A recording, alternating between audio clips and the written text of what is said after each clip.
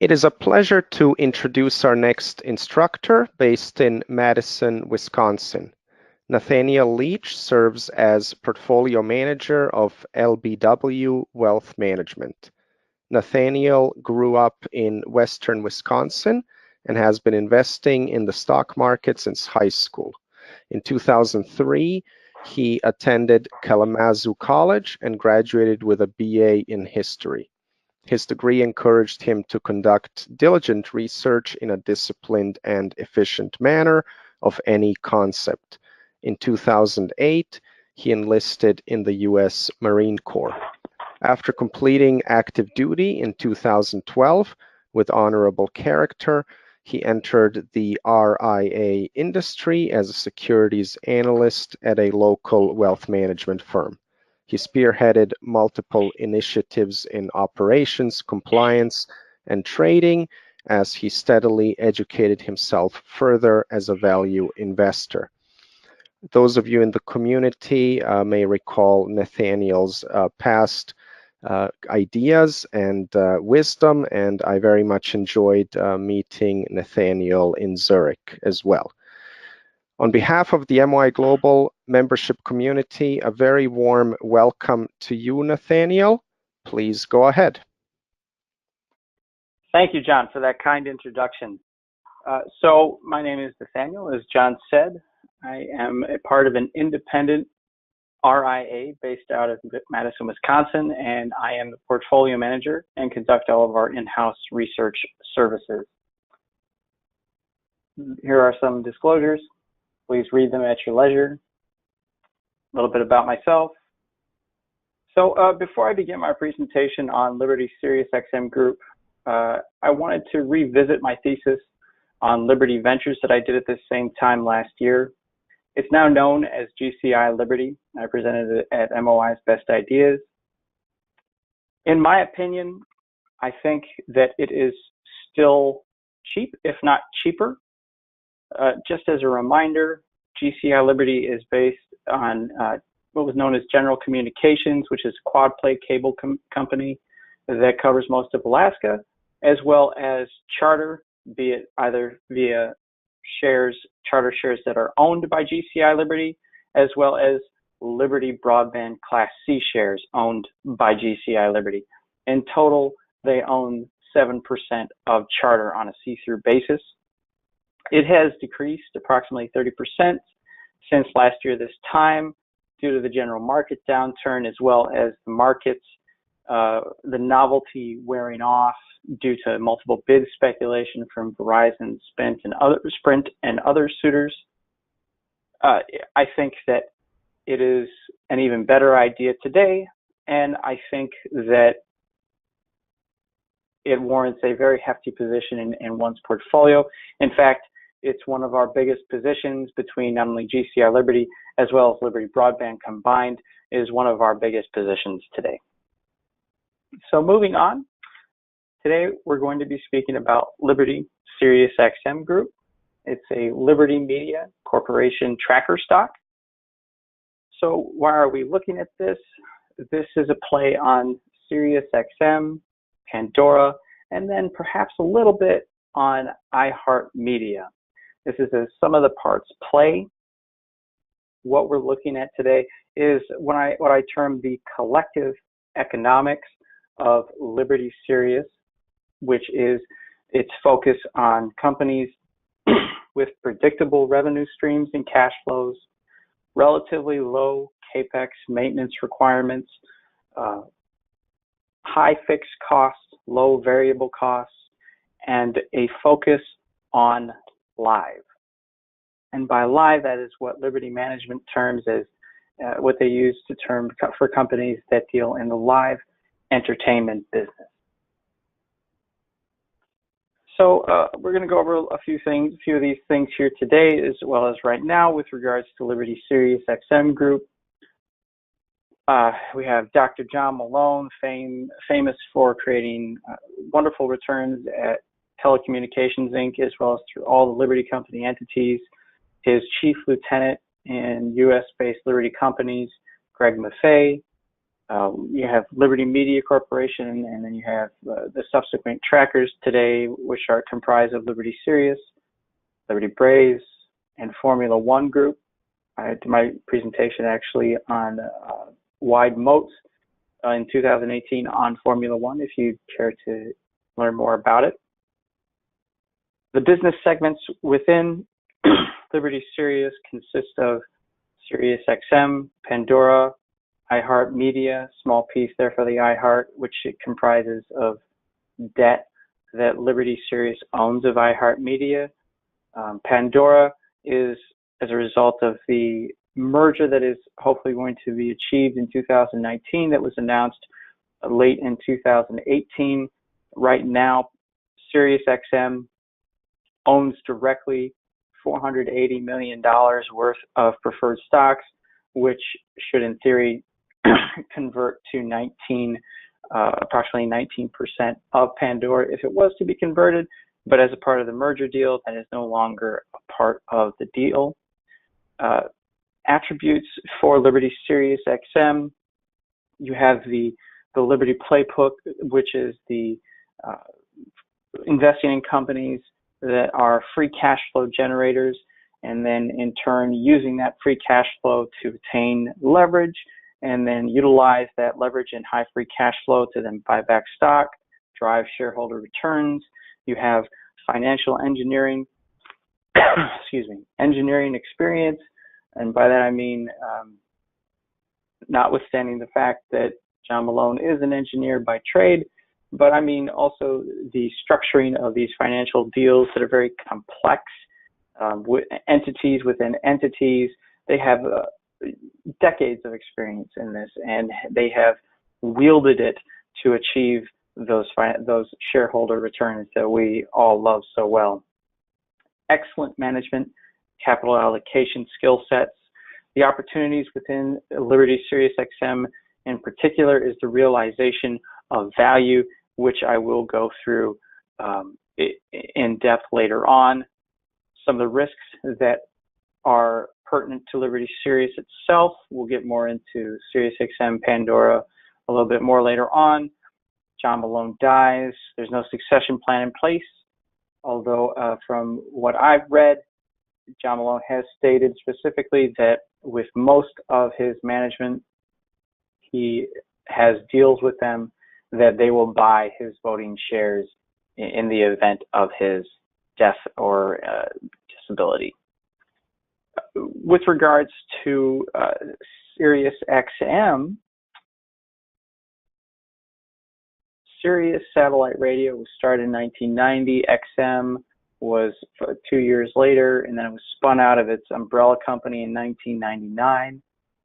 The Sirius and XM merger occurred in 2007, closed in 2008.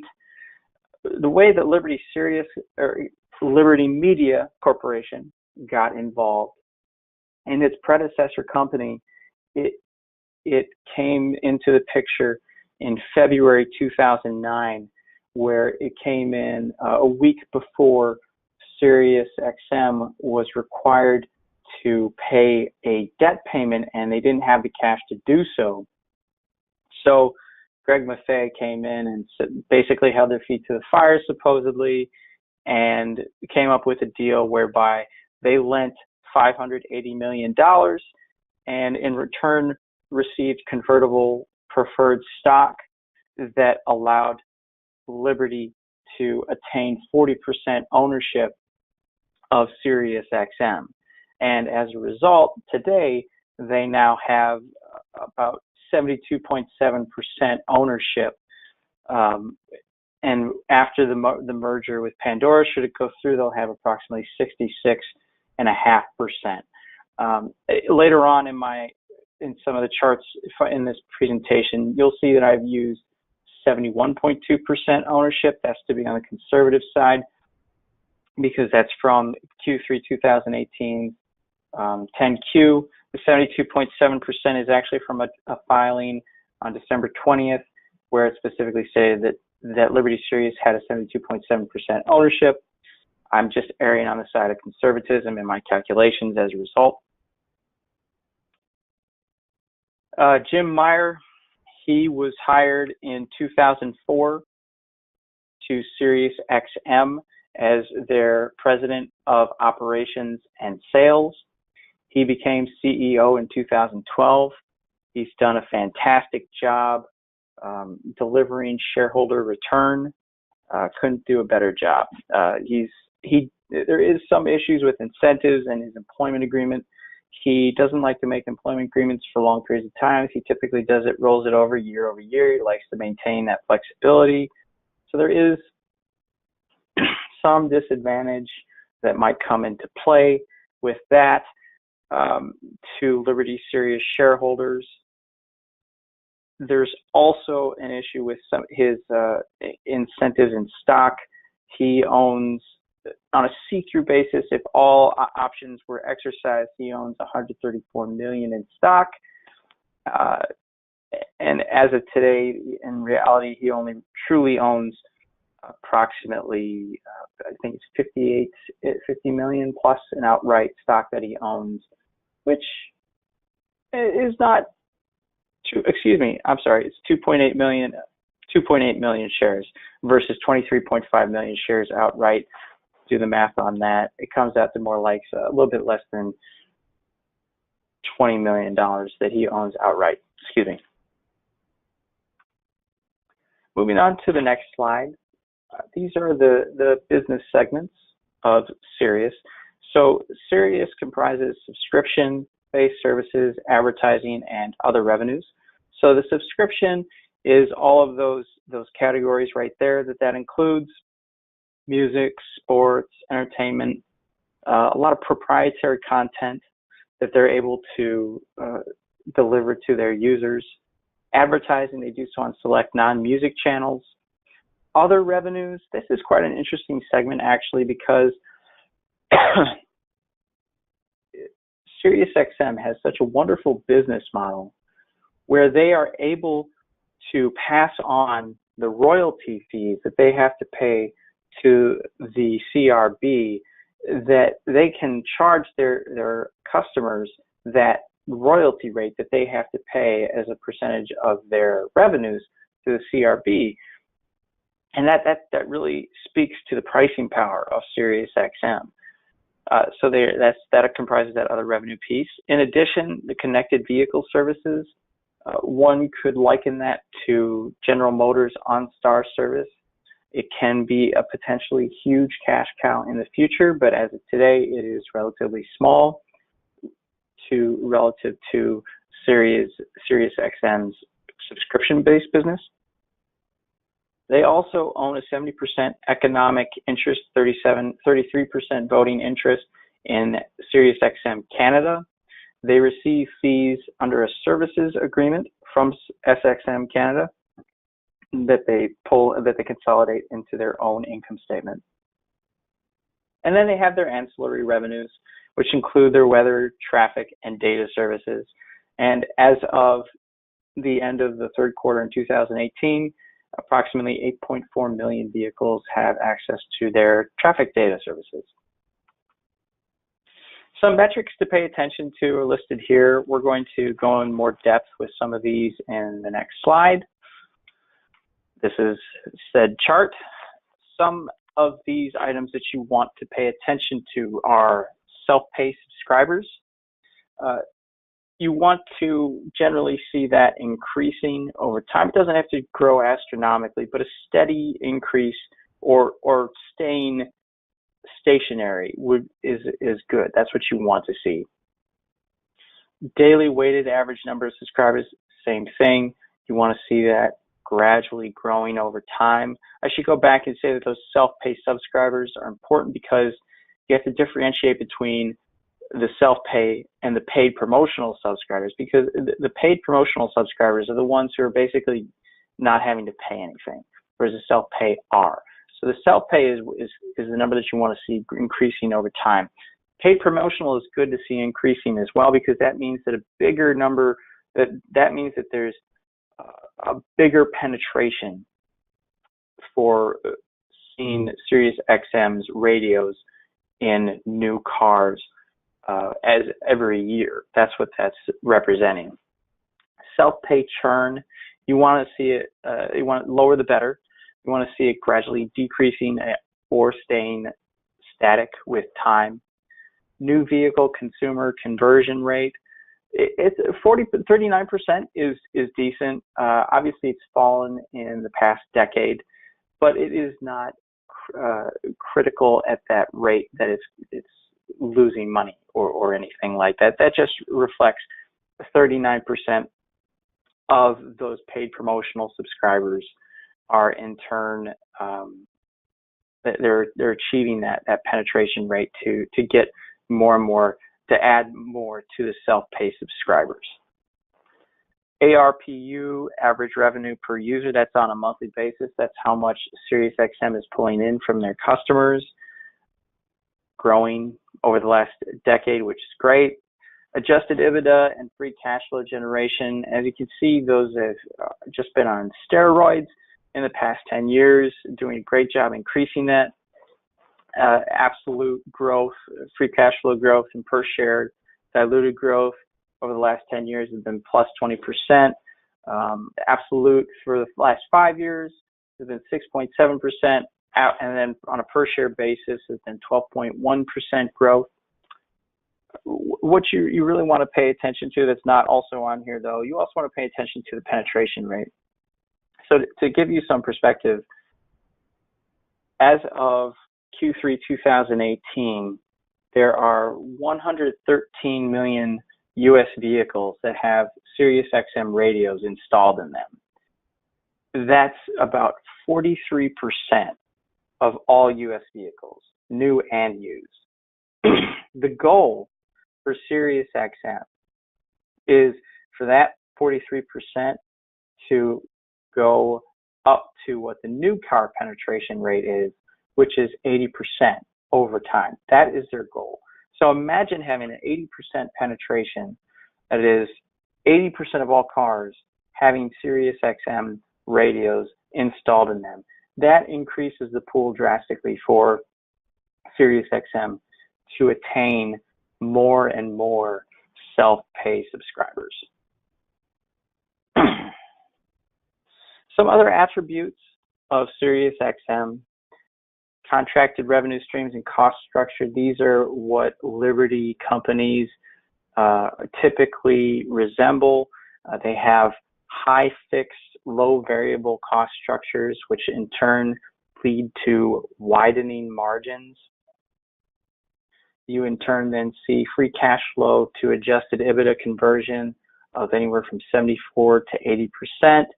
So as each user is added to SiriusXM's subscriber base, then those high fixed costs, you're able to spread those out across more and more users. And those variable costs being low as a result of, that is, as more revenue comes in, then more and more dollars fall to the bottom line as more users are added to the platform. That's a spectacular business. To give you something to relate on that, they have high cash returns on incremental invested capital. So pursuant to my point about the widening margins, over the last 10 years, SiriusXM has invested 16%, has reinvested 16% of their free cash flow back into the business.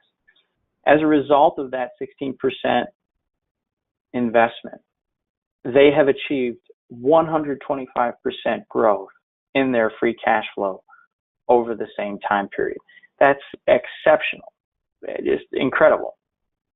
In the last 5 years, they've done slightly lower, 80%, but still huge incremental returns on that invested capital. They're able to, because they have such high free cash flow generation, they're able to lever up and manage their debt and apply it in ways such as, in this particular example, by returning capital to shareholders via share repurchases and dividends.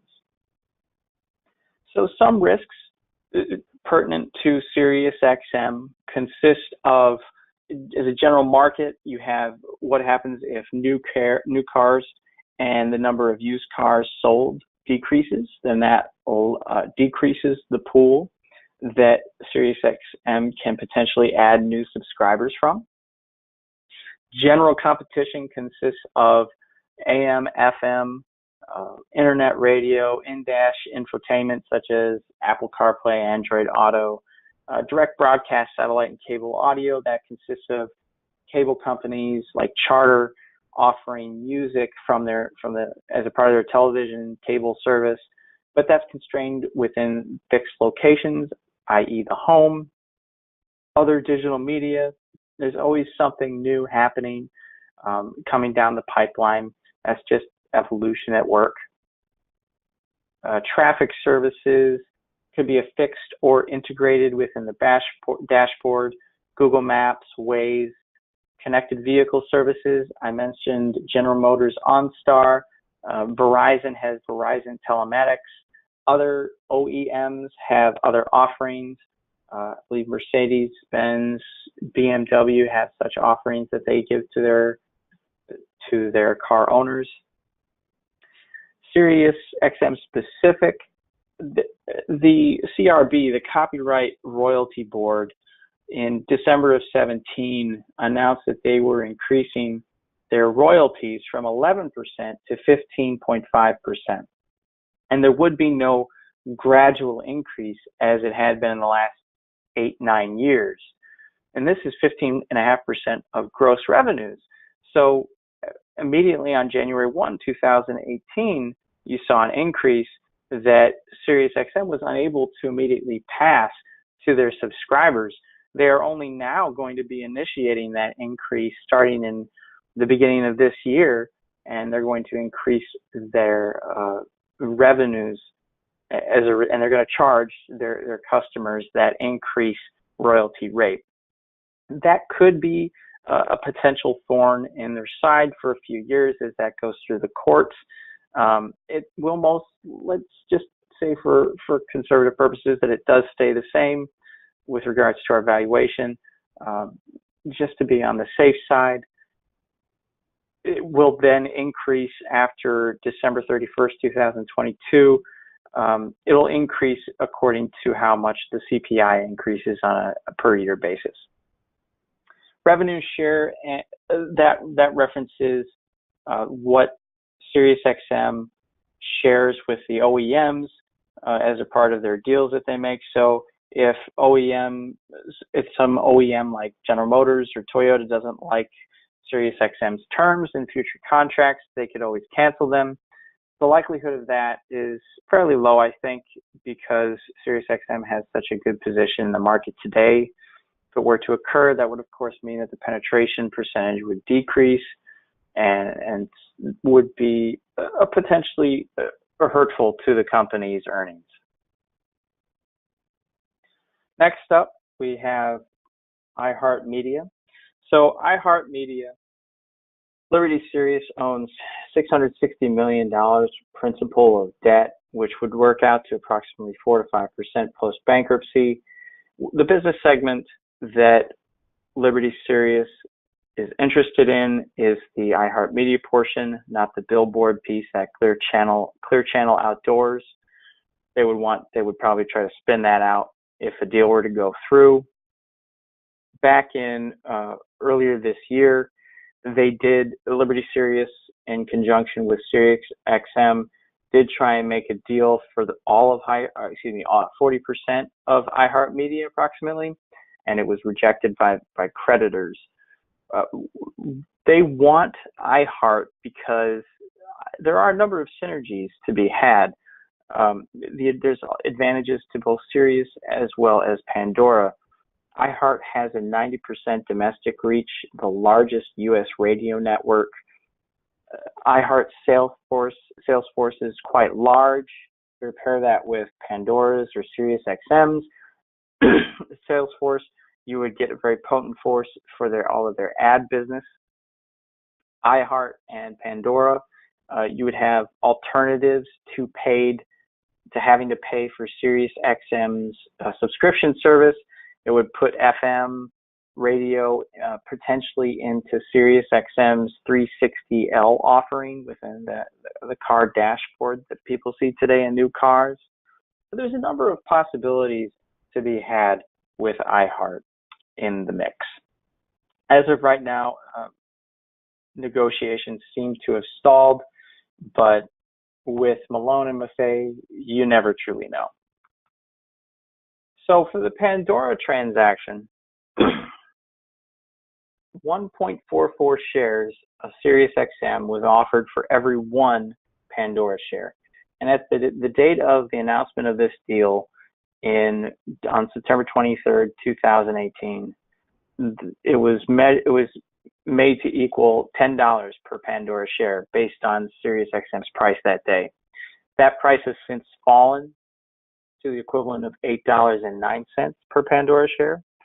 To give you some, back in March of 16, Pandora and Sirius have been dancing back and forth for the past couple of years. In March of 16, Sirius offered $15 a share, and then in May of 17, they were offering $11 a share. So you can see how well Pandora has fared in those negotiations to SiriusXM's benefit. Some of those effects on Sirius's business model after the Pandora merger, Pandora gets scale from the merger and can cross-sell with SiriusXM. Same for vice versa with SiriusXM. SiriusXM can offer an alternative to their paid product and increase their conversion rate on a product basis. They can offer either on-demand, that is Pandora, or satellite radio, or a combination thereof. Right now, Pandora does have negative free cash flow. They have but Sirius XM is renowned for their management capabilities. They are running Sirius XM for EBITDA and free cash flow generation. One can safely assume, I think, that they will apply the same thinking to Pandora. Pandora also does have, as a result of the negative free cash flow over the last 5 or 6 years, they do have approximately $1 billion plus in net operating losses that Sirius can utilize in the future. How that's going to work out, though, due to the new tax law, I'm not a CPA, I can't say for sure, but I think it would be material to the valuation of Pandora when they were in the negotiations. There is no transaction collar, so there's no cap on the upside or downside. I would warrant that, unfortunately, that is that's negative for Pandora shareholders, but it has been good for Sirius XM shareholders as well as Liberty Sirius XM. The argument was made about why stock, not debt. Management from both sides said that they wanted Pandora shareholders to enjoy the upside in the long run, and I would warrant that they are correct in that regard. So what is Pandora? Pandora is a music discovery platform that offers personalized stations and playlists and the ability to do on-demand songs and albums depending on the tier that you have signed up for. I hesitate to use this, but I would liken Pandora to Netflix in the audio game because they are able to offer on-demand listings based on what the user would like to listen to. I think that they have a good niche in there. Their business model, though, doesn't exactly follow Netflix because they don't have the ability to create original content. They're dependent on what artists create, and then they then offer to their users. So there is some of that. However, SiriusXM does have that original content, and that's where that real potential exists, that they can pair Sirius and Pandora's offerings and really come up with a robust, a very robust offering to their users. The biggest piece of Pandora's business, though, is ads. And that's where they deliver a lot of value to local and national advertisers because of the data points that they collect from their listeners. So the offerings that Pandora offers to their users are ad-supported, which is the free option, radio subscription, which is that mid-tier option, and then the on-demand subscription, which is that highest tier, where the user can look for specific songs or albums and listen to them whenever they want. The strengths of Pandora exist in the music discovery and radio station platform. That famous Music Genome Project algorithm helps listeners curate playlists and radio stations to their liking. So some of the competition, though, has done quite well. For example, Spotify has really come along in the past few years to offer a nicer, some say a nicer interface than Pandora, and perhaps even a better algorithm. Apple Music doesn't have a free option. You have to pay for access to the catalog. Amazon Prime Music comes with an Amazon Prime membership. All of these, Spotify, Apple Music, Amazon Prime Music, are dependent upon the deals that they work out with the respective artists or music catalog owners, the publishers, what have you. They are dependent on how wide and deep their catalog offering is, dependent on those deals. So if Pandora is in the same game, they have to create a robust offering that offers differentiated content or a very deep content. And that's what a number of these providers are currently doing today. They're trying to attain that deep catalog to offer to their users. An additional piece of Pandora, small today, but could be potentially large, is their AdsWiz unit, which was actually acquired in 2018. And it is a digital audio advertising platform that is used not only by Pandora, but also by their competitors, Spotify and Apple Music and Amazon Prime Music. These are, it's an advertising platform that is able to, it allows like Spotify, companies like Spotify to mainstream their advertising deals with their advertisers and to then streamline the delivery of those ads to the end user. So this is where we get to the good stuff. This is the evaluation overview of Liberty Sirius XM. So there are a couple of ways to value Liberty Sirius. The first of which is a NAV calculation, that is net asset value. So right now, as you can see, Liberty Sirius is trading at approximately 32% discount to its underlying holding. And you can see the math here. So there are a number of ways to eliminate that discount. And that's principally Sirius and Liberty Sirius combining in some fashion. So Liberty Sirius could issue shares. That's highly unlikely while such a large discount to Sirius XM exists. Liberty Sirius, the tracker, could do a hard spin out from Liberty Media, but that's unlikely to occur until there's probably a 5% discount or greater, that is a premium versus Sirius XM, that would occur, and we're nowhere close to that today. Or Liberty Sirius could wait. They could continue to repurchase Liberty Sirius shares with the discount being so large. They could wait while Sirius XM continues to repurchase their own shares, and for Liberty Sirius's ownership to hit that 80% mark, where Liberty Sirius would then have unrestricted access to Sirius XM's free cash flow altogether.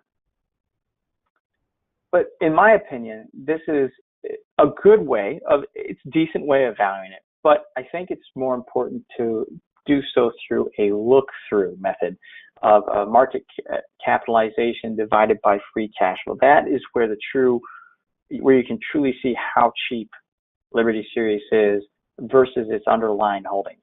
And I've then further split that into two different methods, of which I'll go into an explanation now. So what you see here is what I've termed method 1 and method 2. So method 1 consists of both of these methods consist of SiriusXM and Pandora having merged. And the first method is a very simplistic way of I just simply combined Sirius's and Pandora's financials, and I assigned a simplistic growth rate to the combined free cash flows based upon SiriusXM's past performance, and then based on Pandora's estimates that they placed within their 424B3 filing December 20th on December 20th under SiriusXM's SEC filings. I then paired those two together, and I then used a continuation of SiriusXM's past free cash flow growth rates, both on an absolute and per share basis. And that's what you see there in that method number 1 column. You see 12.1% on an absolute and a 14.4% growth on a per share basis, resulting in a current margin of safety of 27%. This is all, keep in mind, via Liberty Sirius look-through basis. That's a very simplistic way of looking at things. It's not really, it's just taking that simple growth rate and then assuming that that's going to occur in the future. I think that method number 2 is more pertinent to the discussion, and I then have broken those down into the base, conservative, and optimistic scenarios. So the base valuation is, I think, reasonable. It would result with a 70% return in 5 years, 11.2% IRR. Those are based upon a past performance of SiriusXM as well as Pandora's financials. The growth rates for revenues as well as cost of services have been kept relatively static throughout my estimates. I think that it's a reasonable valuation.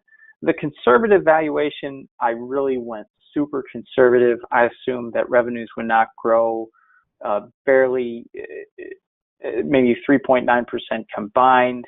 And then I estimated that their costs would go up at an unreasonable rate. For example, I guesstimated that the revenue share would continue to increase, what is currently at approximately 18% of revenues. I forecasted that the royalties percentage would increase after 2022 to an unreasonable rate of 5% growth thereafter. Then other costs throughout. It was very, very conservative. And I think that even after that, all being said and done, at negative 7.7% free cash flow, yes, there's no margin of safety, but I think that it was excessively conservative. The same might be said for my optimistic valuation. I went and increased revenues overall by approximately 9.4%, but really not doing much to SiriusXM's bread and butter, their subscriptions. I was looking more at the past for Pandora and the other revenue piece of both of their businesses. And I think that it really wasn't too excessively optimistic. I think that when all is said and done, I think that the sweet spot, the sweet valuation is probably somewhere in between the base and optimistic scenarios as where I think that is a reasonable valuation for Liberty Sirius. I think that when you wrap all that up, I would argue that Liberty Sirius is a great buy at today's prices. I think that it would warrant a full position in your portfolios. I think that there are numerous ways for Liberty Sirius to add value to their shareholders, including either a spin out, SiriusXM's share repurchases, Liberty Sirius's own repurchases of their own shares, while the Pandora integration occurs. There could be something that I'm not factoring in with regards to Pandora. There's a lot of material upside that does exist for the combination of SiriusXM and Pandora put together. There might also be some optionality with regards to iHeartMedia being in the mix. So when you put all this together with Liberty Sirius, you have SiriusXM owns their own proprietary satellite network that delivers unique content. You have Pandora owning a proprietary algorithm, of course, assuming the merger goes through. Cost structure, that high fixed cost, low variable cost, leading to widening margins. Therefore, in turn, leads to high free cash flow generation, multiple opportunities to grow revenues. And you have an excellent management that have turned out to be extremely fantastic capital allocators, heavily experienced in these types of businesses. And that's it. Here are the disclosures. Please read through those at your leisure about all these wonderful metrics I use. And thank you. Well, Nathaniel, thank you very much for articulating your thesis so clearly. Maybe you could talk a little bit about how you think about the time frame for an investment like this, and more generally, whenever you look for investments, what is the kind of time frame you are thinking about? An excellent question, John. For my valuations here, for my forecast that I did for this presentation, I did a 5-year time frame. But in all honesty, when it comes to our investments here with our clients, I strive to go at least 10 years. So I could easily have used 10-year discounted cash flows calculations for those valuations and come up with much higher multiples as a result. But I felt that even with the 5-year discounted cash flow, I think that I showed that it is trading at a very decent margin of safety with a lot of material upside. So in answer to your question, 5 years for this presentation, but when it comes to our clients' investments, I'm always trying to go 10 years plus. If somebody wanted to track this idea over time and gauge how it is playing as compared to your investment thesis, what would you say would be the key data points to keep an eye on, other than perhaps the obvious one, which is subscribers?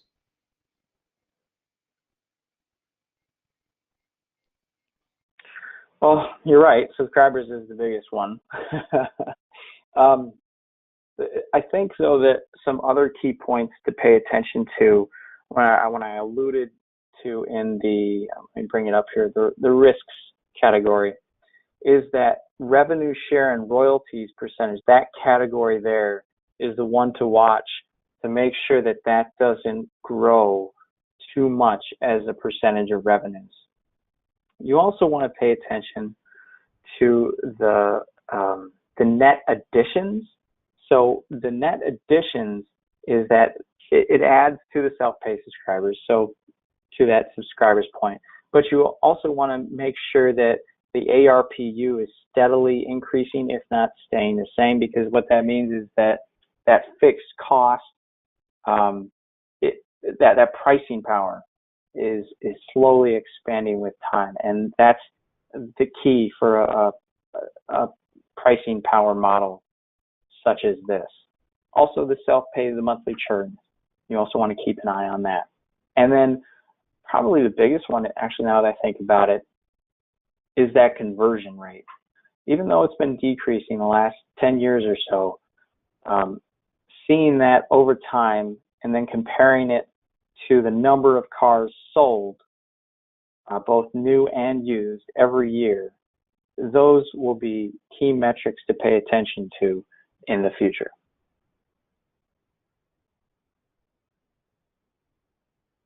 And perhaps lastly on Spotify, if you could just elaborate a little bit on how you see the competitive positioning there. So I'll be honest, I'm not a user of either Spotify or Pandora, so I can't speak necessarily firsthand, but from what I've learned speaking to other people in my research, Spotify appears to be ahead of the game because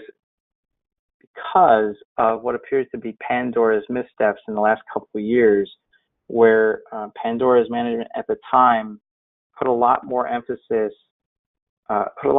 on their subscription-based services, and as a result, they neglected the advertising piece, and that their catalog then suffered as a result in some fashion, of which I'm not quite clear on.